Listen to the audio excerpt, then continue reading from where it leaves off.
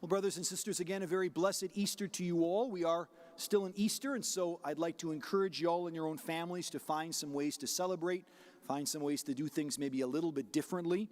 I was delighted to be able to tell folks this past Friday, it was an Easter Friday, so people were able to eat meat. Hope you're all aware that Fridays throughout the year, even outside of Lent, are really meant to be days of some kind of penance. One customary way is to omit meat on Fridays. But on solemnities, like Easter Friday, it's a day in which we can eat meat. And so I enjoyed a beautiful, wonderful steak on that day.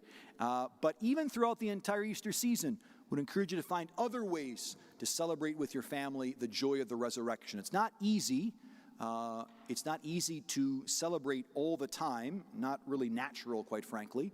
But we are not natural people. We're called to live according to the cycle of the church. And just as throughout Lent, we're called to be a bit subdued, even if there might be something joyous going on in our own life, so too in the season of Easter, we're called to embrace a spirit of joy, even if things are not quite everything that we'd like them to be. So whatever that may be, whether it's next to dessert, at night, maybe one day a week, or whatever else, try to find some way during this season to celebrate. Our topic for our short time together today is the two sacraments of service. So we, of course, have 7 sacraments in the Catholic Church: baptism, confirmation, Holy Communion, anointing of the sick, confession, and then 2 sacraments that are specifically designed by the Lord to be of benefit to the wider community. Now, it's important to point out that all of the sacraments really are communal things, all of them. I think one of the things that people grapple with because we're sons and daughters of Adam, but I think is really exacerbated by many of our current cultural phenomenon, is we're incredibly focused on ourselves. And we can think about our life primarily in terms of the satisfaction of our own selves, the fulfillment of our personal dreams and desires. All good, all beautiful, don't misunderstand me. But really the Christian is called to live his or her life for others, for others. We're called to be men and women who follow the Master, who lay down his life for his church. Jesus Christ, we hear in the gospel, was not full of excitement and thrills when he thought to himself, oh boy, I get to go die for sins. No, but he did it. He did it because he knew that his duty of love was for his people. And so too in our own life, our fundamental call as Christians is to be for others. It's to be for others. And this is a lesson that, of course, you're called upon to teach to your kids, that your beautiful children are meant to spend their lives in service of others. And it's really only in doing that that they can find themselves. This is counter, I would say, to many messages in the world. Not everybody saying this, but I think oftentimes we hear, go your own way, find your own truth, define yourselves, make yourself who you want to be. All of which, again, is rooted in a fundamental good thing. We're people of great dignity. We have, singular, unique importance as people. And it's important to know who we are. And in fact, God gives us particular interests and desires and talents. And those should be fostered and focused upon. But always for the growth of others, the building up of the wider community and the building up of the church. I say all this because the sacrament of marriage and holy orders are for others. My priestly vocation is not for myself. It's not just so I can walk around and be called father by people. It's so that I can be of service to the wider community. Sometimes I do that well, sometimes I do not do that well. So too with marriage. Marriage is for the wider community of faith. It's not simply for the fulfillment of the individual couple. And I think this is one of the errors that we really grapple with these days as we're speaking about the importance of marriage and the Catholic understanding of it, which is certainly countercultural.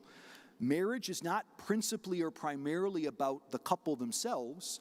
It's about the duties that they take upon themselves in love for their children and for the wider community of faith. I think this is very, very important. And it really, I think, helps us also understand all of the other sacraments. Baptism is not just for the baptized salvation, that is, the person receiving the sacrament. The person is made to be an ambassador for Jesus.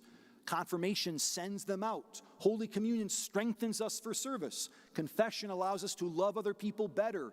Anointing of the sick allows us to offer up our sufferings for the building up of the church. These are communal realities.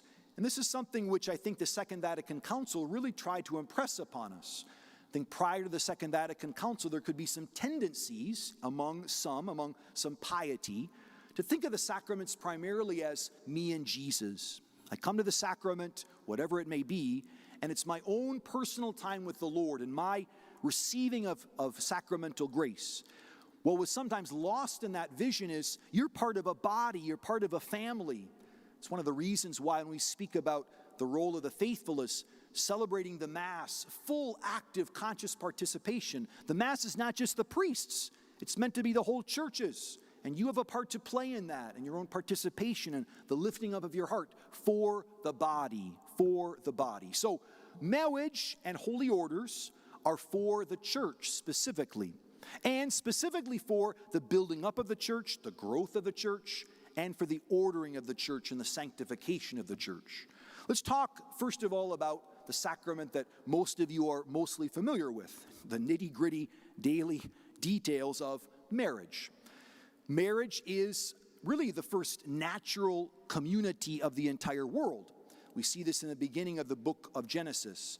Marriage is a natural phenomenon. All I mean by marriage is a man and a woman drawn together in a communal way of life that results in a family, And this is, again, a natural thing. Jesus is not simply creating marriage out of whole cloth.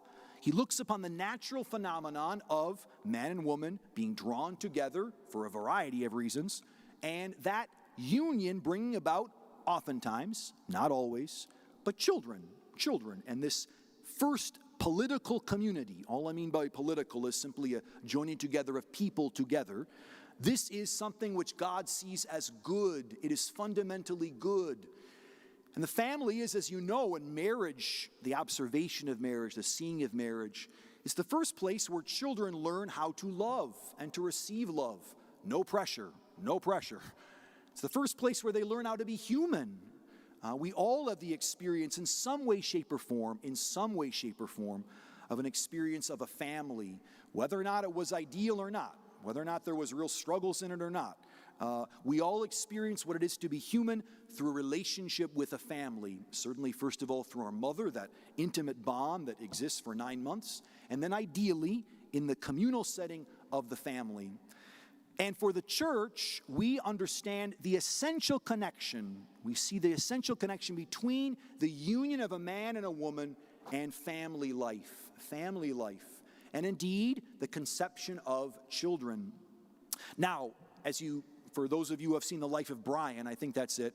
There can be a stereotype out there that, we Catholics, we're all just about, having lots and lots and lots of babies. And that's all that really matters for the church's understanding of marriage. This is not the case. But it is the case that the church's whole understanding of sexual morality is intimately connected to the natural observation that physical intimacy results in children. As we've said before in many different settings, this is the only activity of a man and a woman coming together that results in an immortal being being created. An immortal being. This creature will live forever.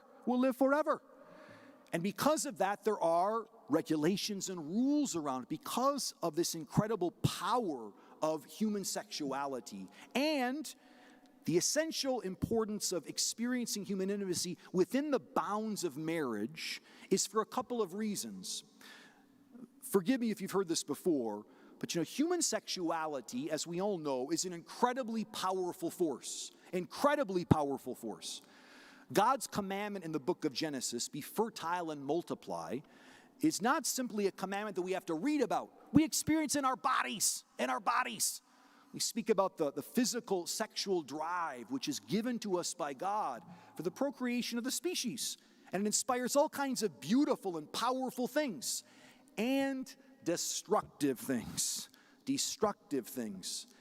Because we are affected by the fall, our appetites are really hard to control sometimes. And the sexual appetite is one of the strongest that we have. And because of that, and a number of other reasons, the institution of marriage not only provides that context by which children can come into the world, ideally with a mother and father, which is the best, objectively the best situation, objectively the best. Does not always happen. And in fact, there are situations, many situations right here in this parish, where single moms and single dads do a heroic job of raising kids. Heroic. But I think we can all acknowledge it's best for the child if they have a mother and father, which marriage provides. But it's also the case, too, as St. Paul reminds us, that marriage is also a kind of a fireplace for a fire, you know? It's a particular place, an institution, a safe place where human sexuality can be experienced. Because it is the common human experience, we see it, I would offer, every day in all kinds of different ways. But a lifestyle of promiscuity is bad for the person engaging in it and bad for others. It provides heartache. It provides children without parents. It provides societies without fathers and mothers. Human sexuality experienced outside of that place of marriage is a dangerous thing. Catholics don't think that sex is bad. We don't. We think it is a monumentally powerful thing.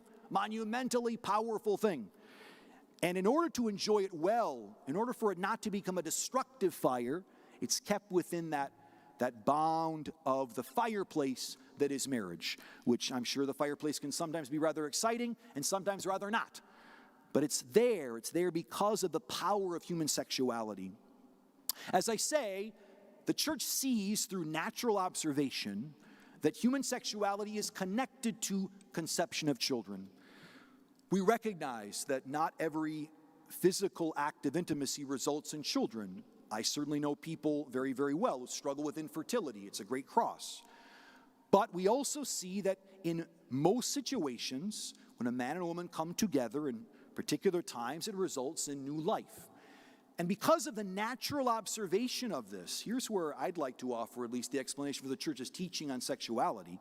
Because of our understanding that this particular act is clearly connected to procreation, it's one of the reasons why we cannot support, why we cannot approve of sexual acts that are not open to newness of life, because we see the natural meaning of the act. Now, this does not just include homosexual relations. It's not just that. It's any expression of human sexuality, human intimacy, that is not fundamentally open to life, The church is very counterculture on this, because much of society thinks of sex, of course, as personal expression. It's it's an experience and a desire of love, which is beautiful and good. And the church must do a better job of explaining that our teaching on human sexuality is not because we think that those who struggle with different sort of sexual addictions or problems or same-sex attraction are bad. No. They desire love like everyone else. But the particular form of love that is human intimacy has been reserved by God. We see it in nature, we see it in Scripture, for the marriage of a man and a woman, which serves as a sacrament as well, not just a natural institution, but as a sacrament, a place of grace. Jesus Christ elevates the natural institution of marriage to a sacrament in the gospel when he says, Moses allowed you to have a bill of divorce. No longer.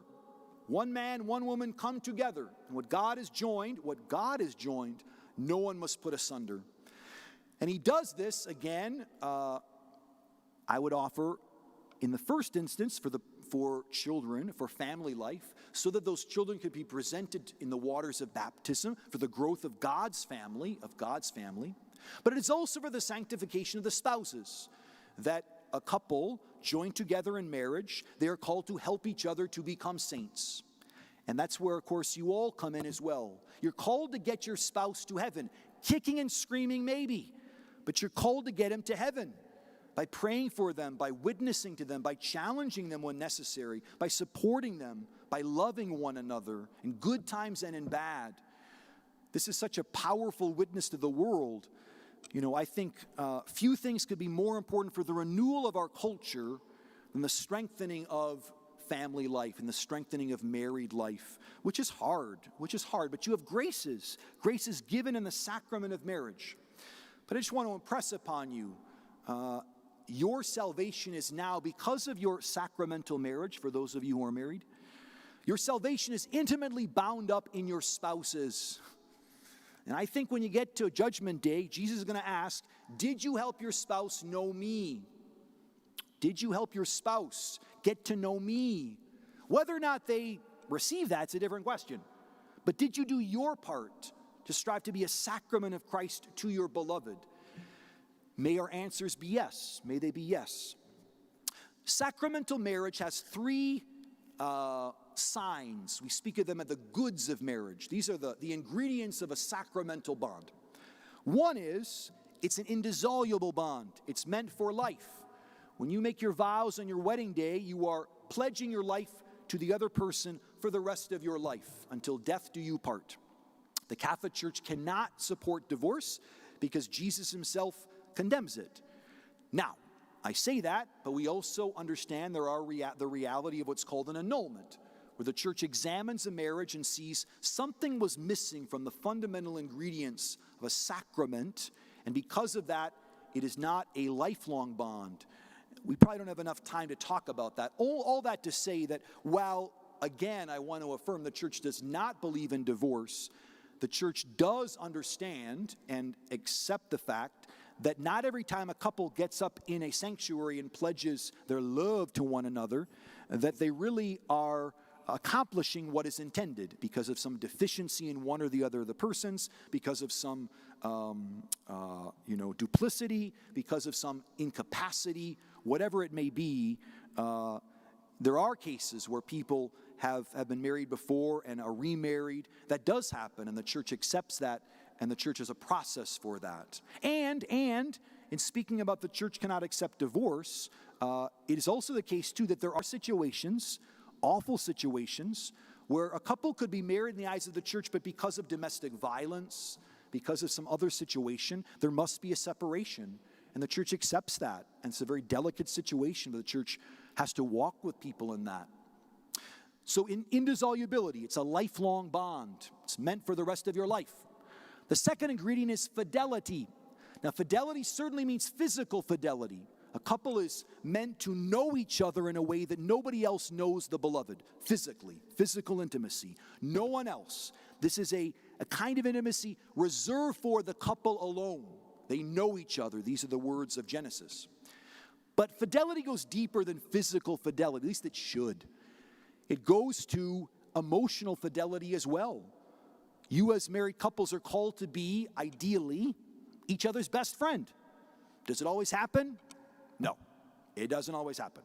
That's the ideal. And it requires a lot of effort, a lot of work that you know a lot better than I. But that's really the mind of the church, to cling to one another, to hold on to one another, to be faithful to one another, not only bodily, but in the heart. And then the third component part is openness to life. Openness to life. The church does accept that there can be times in married life where the spacing of births is prudent for whatever reason. But the fundamental position of the couple should be an openness to children, an openness to children. Because we see naturally that's what physical intimacy in marriage is for. It's for the growth of family life. What does one say about couples that struggle with infertility? The church indicates that they must continue to be open to newness of life, even if that is not possible. But they're also called to be of service to the community in a different, powerful way, to showcase their fruitfulness through their involvement in the community of faith, through their presence to one another, through their witness to the world. There are situations, many situations, where a couple has not been blessed with a family, but they can still be powerful witnesses to fruitfulness, powerful through their compassion, through their service, through their availability to other family members who have kids. They can watch those kids. These are beautiful and good things too. So, sacramental marriage is incredibly important for the life of the church, for the growth of the church in terms of children, and for the sanctity of individuals. Holy orders. Holy orders comes from the Greek term hierarchy, which means holy order. Holy order. Hierarchy. Jesus Christ instituted a church that is a body. And a body has a heart, it has a soul, it's got a skeleton. And I'd like to offer to you that the hierarchy of the church is a little bit like the skeleton of the church. I suppose there's all kinds of snide remarks that can be made about that. But we're meant to provide order to the church. Order. It provides structure and governance of the church. The church is a society, and as such, it needs leaders. It needs deciders. And Jesus Christ has instituted through the apostles particular men who represent him as the bridegroom of the church, as these leaders, as these governors of the church, and sanctifiers. The fullness of holy orders is found in the mitred man, the bishop. Just this past Tuesday, we got a new auxiliary. You know, sometimes dioceses are so big, the local bishops need some help. And so the Holy Father provides with a couple of sort of, assistant bishops. Just like Father Lynch is the assistant here, so too in dioceses like ours, we have assistant bishops. But the best example of what a bishop is a diocesan bishop. Somebody who has been in charge of a geographical area and is meant to govern that place as Jesus would govern it, to be a sign of Christ's continuing presence to his people. We got to pray for our bishops. It is an incredibly difficult job.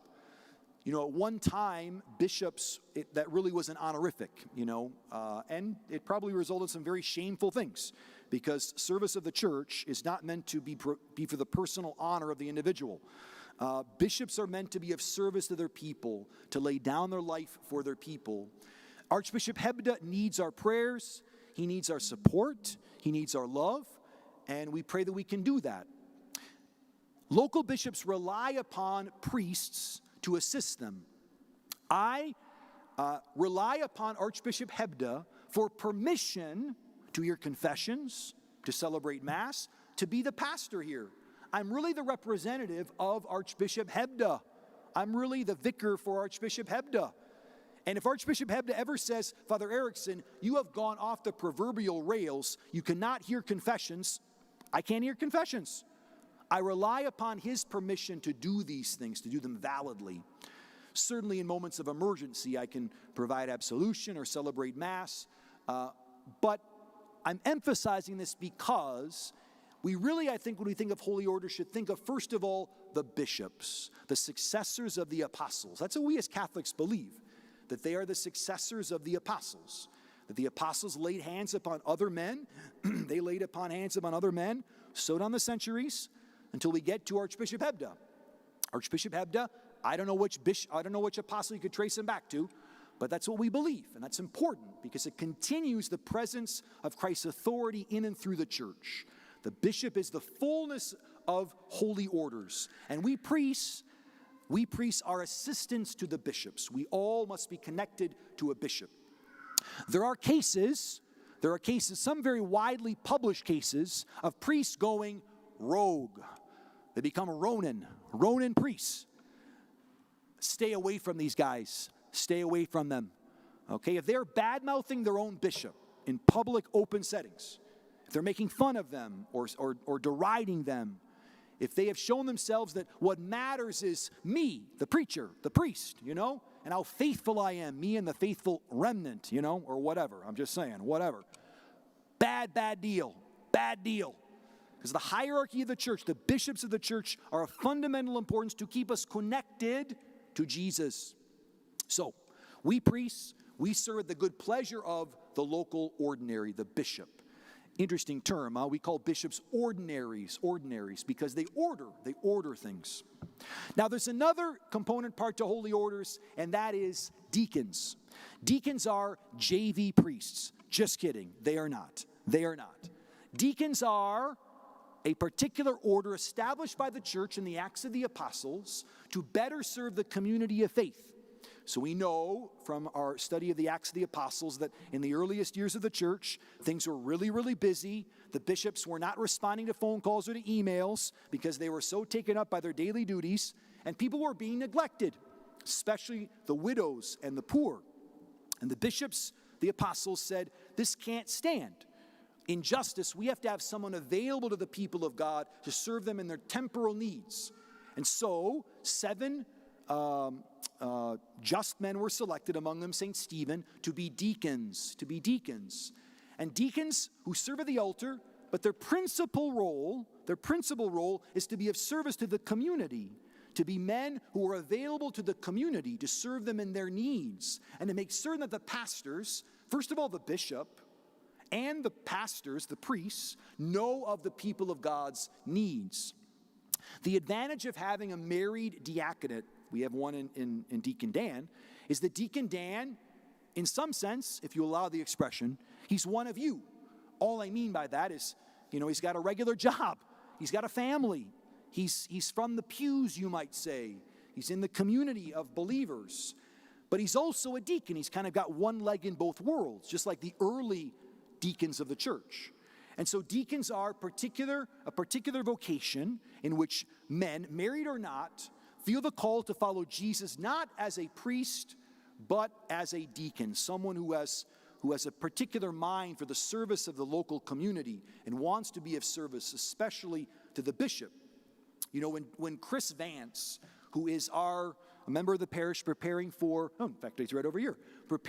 diaconate ordination, when he's ordained, he probably will not stay at Transfiguration as a deacon. And there was wailing and gnashing of teeth. I wish he could. But he will go wherever the bishop needs him, because he is a bishop's man when he becomes a deacon. What does the bishop think is needed? And he sends the deacons into those communities. So holy orders, I would offer you this morning, is first of all for the governance and structure of the church. And it's the divinely instituted structure. There are some who are advocating for a greater democracy in the church. And to be sure, the faithful of God, you have been given the gift of the Holy Spirit. You have. And the feedback and challenges and protests and support, you have an obligation to offer these things in settings. You do. And Archbishop Hebda and Pope Francis wants you to do that.